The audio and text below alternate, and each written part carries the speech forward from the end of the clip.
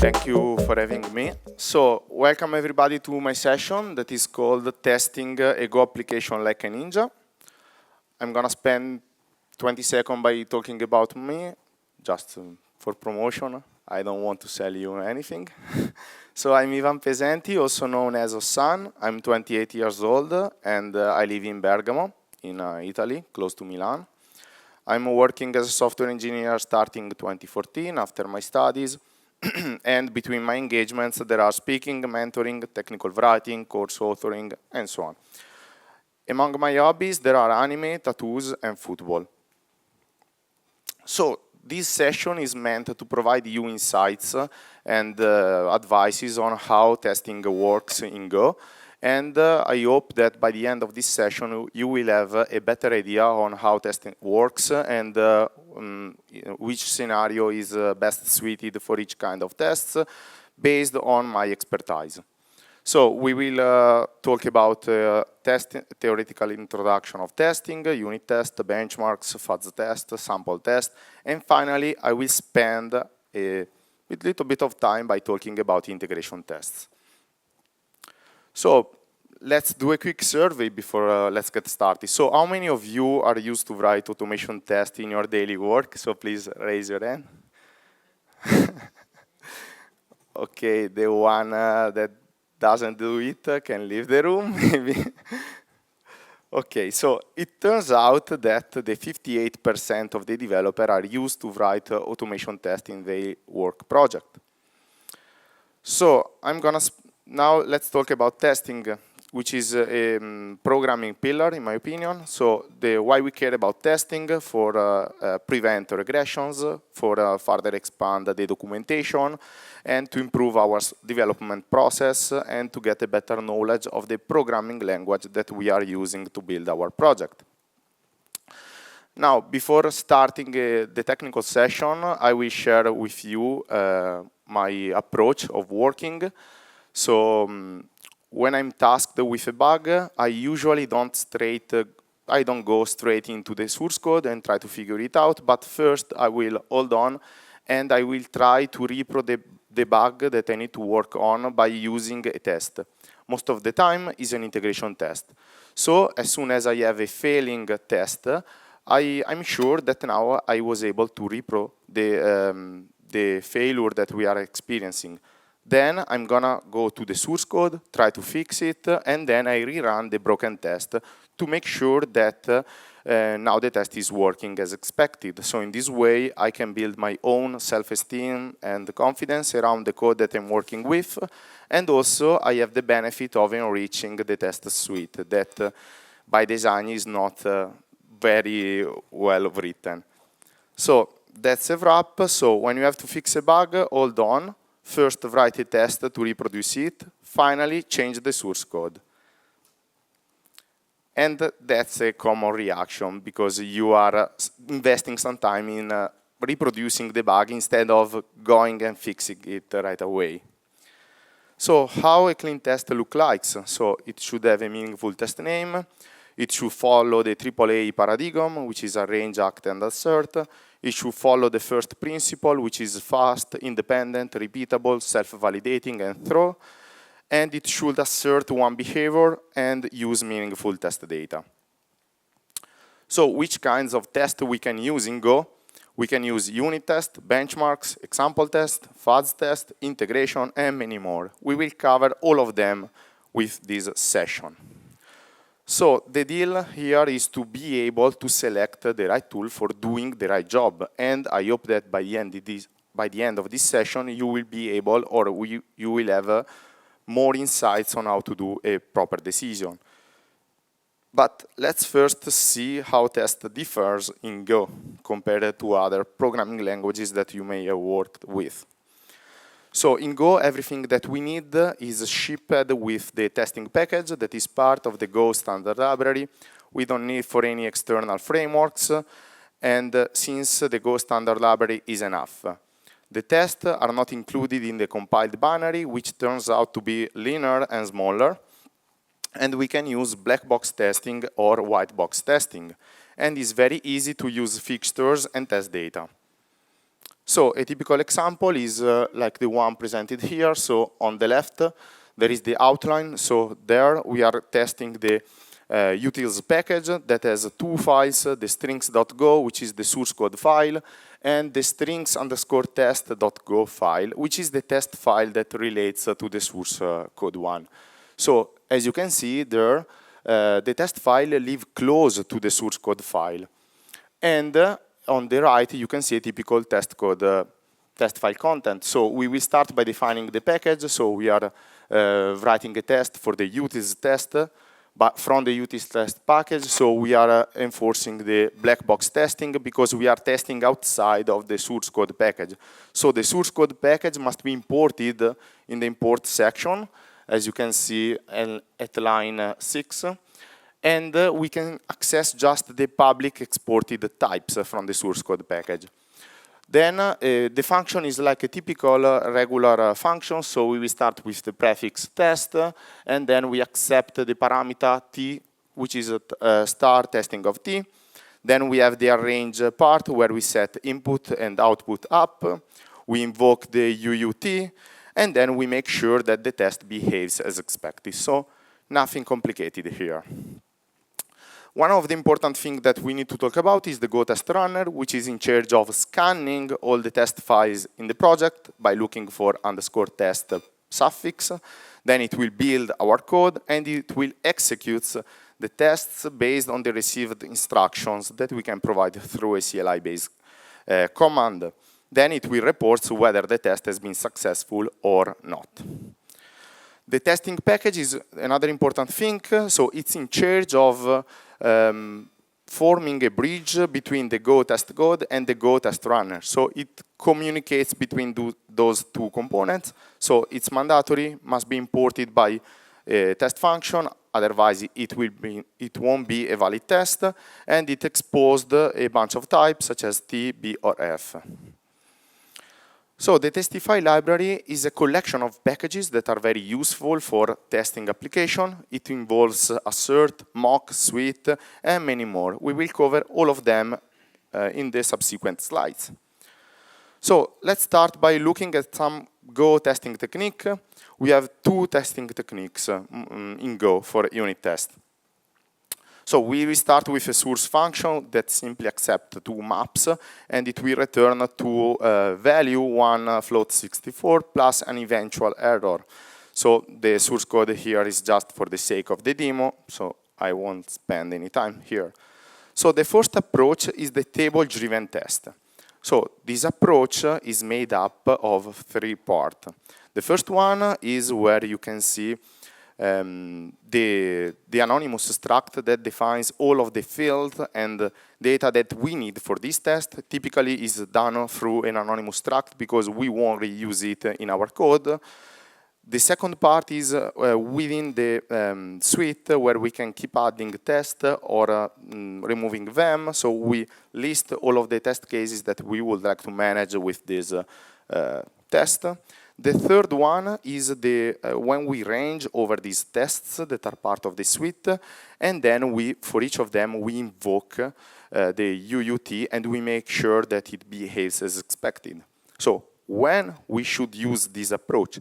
So this approach is particularly useful if we have a source code function that accepts a wide variety of values, and based on them it can return different return values. So we have a lot of test cases, so we need a way to ease this process of keep adding and removing tests from the suite. And also it fits very well when the arrange and when the assert and arrange stage are close to each other. So if we have a pretty similar arrange and assert stage, it's very easy to use a table-driven test and is advised. Conversely, we have the sub-testing technique. Sub-testing is meant to create a parent-to-child relationship. So by invoking the t.run method, we can chain the subtests to the parent tests. So this way, we can have a different arrange and assert function, and it's very easy to keep chaining tests to the parent test. So in this situation, it's better to stick to sub-testing. unit test. So unit test pretend to test the smallest unit of software that can be tested in our source code. Dependencies here have to be mocked, and in my opinion, they are particularly useful if we have a high cognitive load source code function. So a function that can take a lot of branches, so our code can take a lot of branches, so it's very hard to follow all of these branches. So it's very, a unit test can be handy here. So since we rely on mocked dependency, we need a way to mock this dependency. Mockery tool is one of the best tools that we can rely on. So it allows you to generate mocks based on the interfaces that you have in your project. It will listen for our commands through a CLI-based interface that is highly customizable, and it's very well integrated with the Testify mock package. So the testify.mock package is part of the Testify library, and it provides us with 4 methods, among others. So let's spend a couple of minutes on these. So the .on, let us start by setting the mock's behavior up. Then the return tell us which value to return from the mock. The once, twice, times tell us how many times return from the mock. And the assert expectation, make sure that the mocks behaves as per specifications. So here is the source code that we would like to test. So we will start with the invoice manager struct that has a dependency called archiver that is just a regular interface that is defined in the red square. It has just one function, no parameter to return value, and this interface has been implemented by the store struct. So the store struct defines an archive method. Here the logic is trivial, and then we finally can invoke the record invoice method on the invoice manager struct, and we can enforce at line 15 the use of the external dependency. So we would like to write a test for the record invoice method now. So we first need to run the mockery tool that must be installed locally, and it will generate our mocks. Then we can start by writing our test. So in our test, we will invoke the new archiver function provided by the mocks package, and it will return us a mock. That must be configured, and we do it at line 5. So we invoke 3 of the 4 methods we saw earlier, the on, return, and once, pretty self-explanatory. And then we invoke the record invoice that now is depending on the mock dependency. And then the 4th method will be invoked at line 13, where we make sure that the mocks behaves as expected. So benchmarking, when we deal about performance, and we also care about consumed memory. So these benchmarks are machine dependent. So we have different results based on the machine that we are running the benchmark on. So in my experience, they are particularly useful if we have 2 implementations of the same feature and we would like to evaluate them and figure it out. Or maybe if we are experiencing some slowness in our project and we would like to dig into it. So let's start by the source code function again. So this function is just trivial. It accepts an address that can be either an IP or a CIDR notation, and it will return a Boolean stating if the address is valid or not.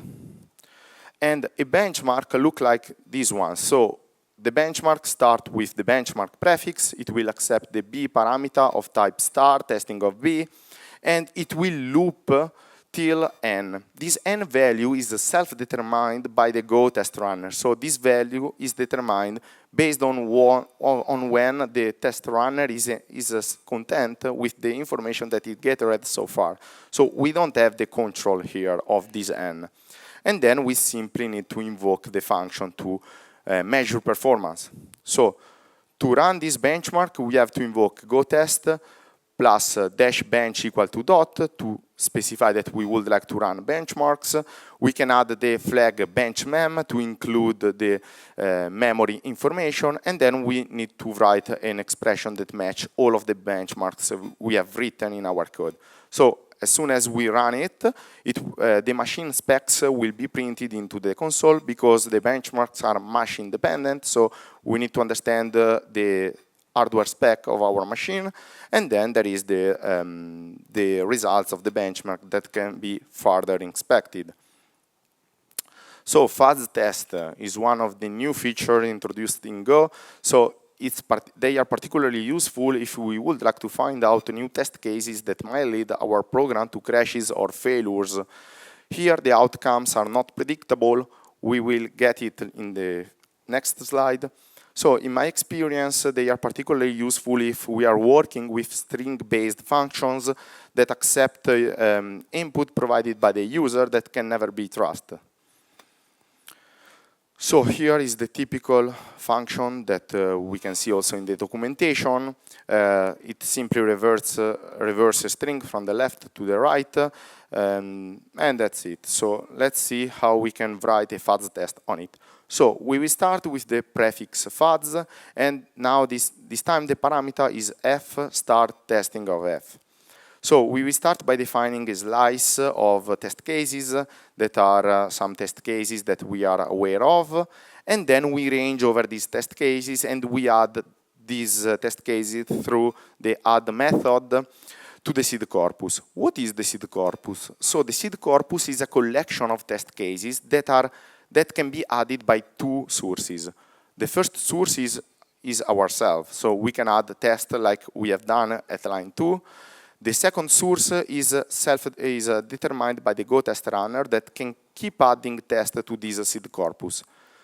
Then we have to specify a fuzz target function. So this fuzz target function will be run against all of the test cases that are present in the seed corpus.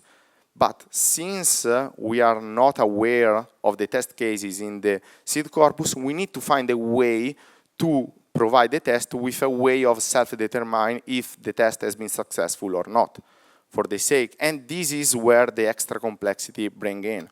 So here we have to find a way to understand if the test has been successful or not. And in this specific scenario, we can tell that the input string should be equal to the double reversed string. So in this way, we have a way of checking how it works.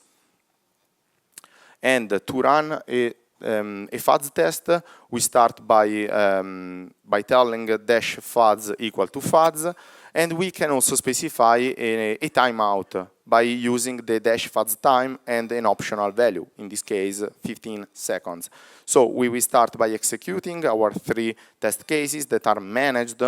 Then it finds out that there is an unmanaged situation that we need to face. And this test case has been written to the file path on the file system, and you are provided with the command to rerun that specific test case that turns out to be failing. So in this way, we can rerun it, we can fix our source code to manage this specific test case that we weren't aware of, and then we can rerun the fuzz test and see if there is any other unmanaged test case. So it's particularly useful to mess with your parameter, and is available just for few types, and maybe in the future they will add support for other types as well. So sample code functions are particularly useful because they are part of the documentation. They can also be run directly from the browser. And in my experience, they are super useful if you are developing a third-party library or packages and you would like to be more explicit and more explanatory with the consumers of your code. So here is again the same source code function as before. I've reused it for this demo as well. So here there are 2 example functions. The prefix here is example for both of them, no parameter at all. And inside the source code function, the example function, we just need to invoke the UUT and print the results onto the console. Then we need to add a matching line. So in the first scenario, we expect true to be printed. Instead, in the second scenario, since it's not a valid IP address, we expect false to be printed onto the console. And to run this kind of test, we need to specify an expression that can match both of them, like in the example here, and then we can add the -v, which is the verbose flag, to be verbose with the result. Now, the beauty part of this talk, my favorite one, is integration tests.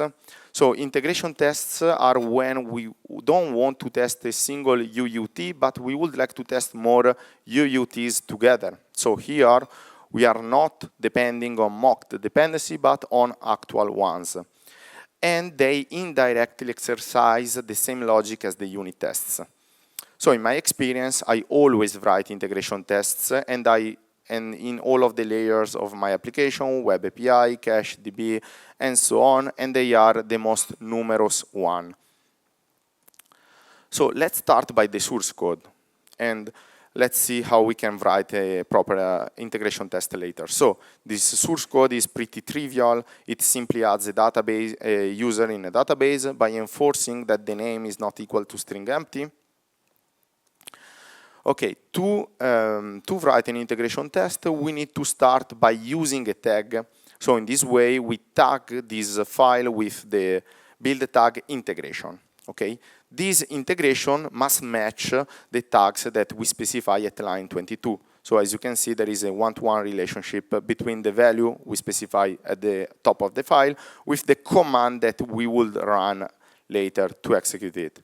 Then we are enforcing black box testing again, because we are testing from outside of our source code package. And then before running the test, we have to bring up a Postgres instances by a Docker CLI command that run a Postgres based on some parameter that we are going to provide to him. Then it's just a regular function, test prefix, t parameter. And then we make sure that we set a DB connection up, pointing to our Postgres container. And then we make sure at line 11 that we have the table, and then we add in the act, we invoke the function. We make sure that the user has been added indeed to the database in the assert stage. Then the command to run the test is the one at line 22. But at the end of this test, we need to stop our Postgres container, and we need to remove the previous allocated resources to clean things up. So here we are missing a lot of things, in my opinion. So automatic container initialization, so we had to do it manually. Clean up the resources between tests. Let's suppose that we have more than one test and we would like to reset the database state between one test and another in order to have a consistent test. And also the tear down of the containers at the end, because we had to do it manually again. And also grouping and organization for tests. So if we have more tests that must be organized. So we will address all of these missing things in the final part of this talk. So testify.suite package provide us with grouping capability. And how we can do it? First, on the user suite, we have to define a struct, which is our suite. So our suite is nothing yet but a struct. So we define a struct, we embed the suite type provided by the testify suite package, and then we store the connection to the database. Then we write the test function, which has the prefix test, the t parameter, and it will invoke the run function provided by the suite package that accepts the t parameter and the address of the suite that we have to run. This suite package provides us with some somewhat known as hook methods. So hook methods are setup suite. This setup suite method will be run before each test of the suite, so it will be the first thing that will be run, and it provides us with setup capabilities. So in this way, we are setting up the database connection. We make sure that we have the table. The second hook method is the setup test. This setup test will be run between each test of the suite. So before each of the tests, we can run this hook method and reset the database state to be consistent with our test and not mess between the tests. And in this way, we simply delete everything. Just added that connection to trap and trick the GORM, the ORM, because it complains if we don't specify a where condition. And then we have the final actual test, which turns out to be linear and smaller and focused on the test that it needs to perform. Then there is test containers -go, which is one of my best favorite packages when it comes to testing and one of my best favorite packages at all in Go. So it provides us with different capabilities such as running containers based on Dockerfile, Docker images, and so on. It allows us to terminate containers that are no longer used, and it will programmatically access images, containers, networks, and so on. So here is how to bring in a test container. First of all, we will save the container in the field of the struct. Then we can be more declarative in the setup suite hook method. Instead of having to run it manually, we can be more declarative and ask for a container request with all of that specific parameter, so they can also be versioned in the source control system. And then we can start the container and wait till the container is ready to accept connection. In this way, is also more reliable. Okay, so we are sure that the container is ready to listen to our commands and connection. The last method, hook method, is the teardown suite that is in charge of cleaning things up and free up any previously allocated resources. And in this way, we can terminate the container and release all of the things. So here are the resources that I used to craft this presentation.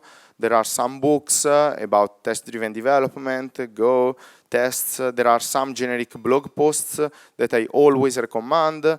And then there are some resources related to Go. So thank you everybody for the attention. There is a QR code for a GitHub repo I used to craft this presentation. And there are also my socials if any of you would like to add me and chat. I'm very happy to do it. So thank you everybody.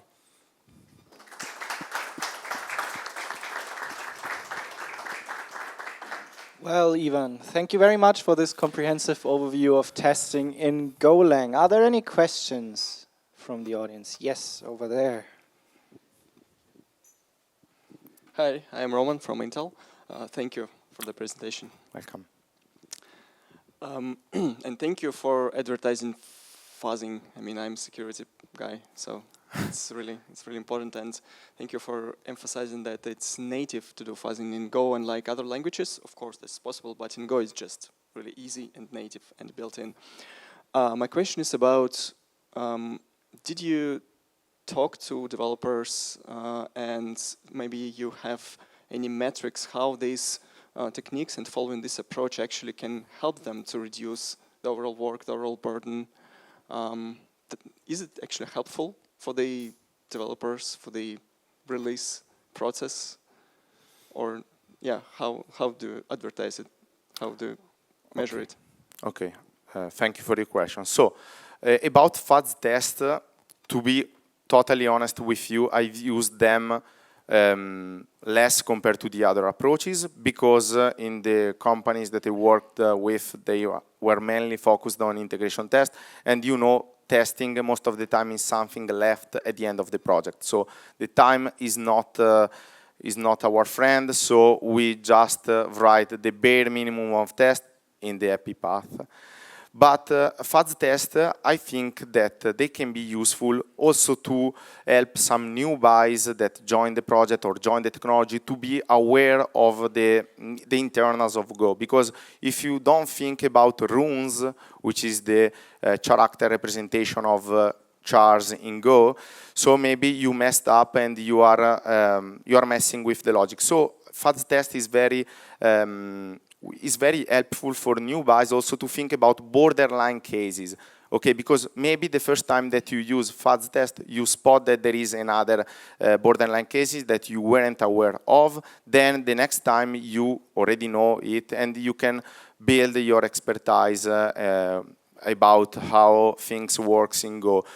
I don't have any performance and benchmark to share with you about this, and they are very still overlooked. I try to promote them. I have some repository where I wrote them, and since they have been introduced in version 1.18, so it's a pretty new thing. But I think that they are powerful, and they are trying to support even more primitive data types. So I think it could be something that can make a difference, but for sure my go-to choice is start with integration tests, for sure. You're welcome. Any more questions? Yes, in the back.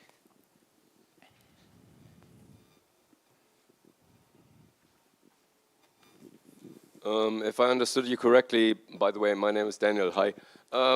Nice if to I meet understood you correctly, you were saying that you would write rather more integration tests than unit tests. Is that correct? Again, can you repeat, please? So you were mentioning that you would have more integration tests in a project than unit tests. Yeah. Consider that normally integration tests consume more resources and take longer. Why is that? What is your feeling that you need more rather integration tests than unit tests? Okay. So this is an approach that I'm starting to use regularly, I think, almost 2 years ago, because with Go it's very easy to write integration test. It's not like any other programming languages. I was used to be a C# developer. Writing integration test was a cumbersome task. Instead, with Go it's very easy. It's very easy to start a container, kill it, ask for another thing. And in my opinion, you waste a lot of time in trying to mock everything. I don't know, something like SQL mock that is a very opinionated package, because many guys hate him, others love him. So in my opinion, there is no point in writing a unit test when, for the same code, you can write an integration test and make sure that the application behaves as expected. So if you need that a record has been need to be added to the database, okay, add to a database, to a Postgres database. Don't mess with production data for sure, or any other environment.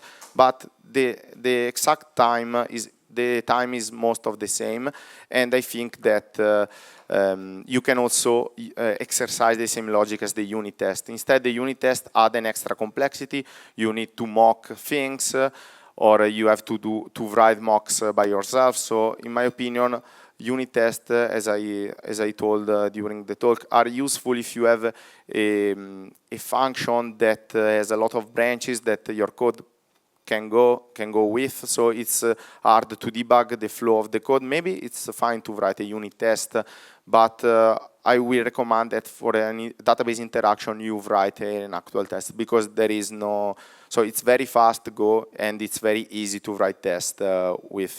There are a lot of packages that provide you with other features, and I think that everything that you need is delivered with a few packages.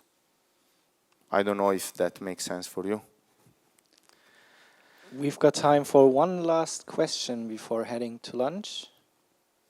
If there are no questions, that's fine to me as well. Thank you again, Ivan. Great talk. See you all back after lunch. Thank you.